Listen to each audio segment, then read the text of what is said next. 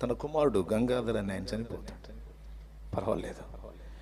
నేను, నా భార్య, నా పిల్లలు మొత్తం ఆహుతైపోయినా పర్వాలేదు.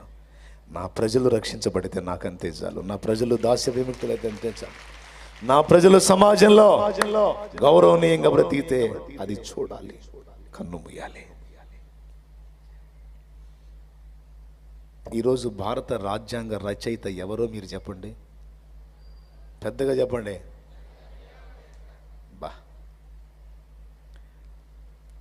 దళితులు, అంటరాని వాళ్ళని, రకరకాలుగా అవమానాలు పాలైనటువంటి ప్రజల్ని ఈరోజు సమాజంలో సామాన్య వ్యక్తులతో కలిసి మనుగడ సాగిస్తూ వాళ్ళకంటే ఉన్నత స్థానాల్లో కూర్చొని ఉద్యోగాలు చేసి సామాజిక వ్యవస్థలో ఒక స్థాయిలోనికి రాగలిగారు అంటే ఫస్ట్ దేవుని కృప అయితే, రెండవది అంబేద్కర్ యొక్క త్యాగ ఫలితం.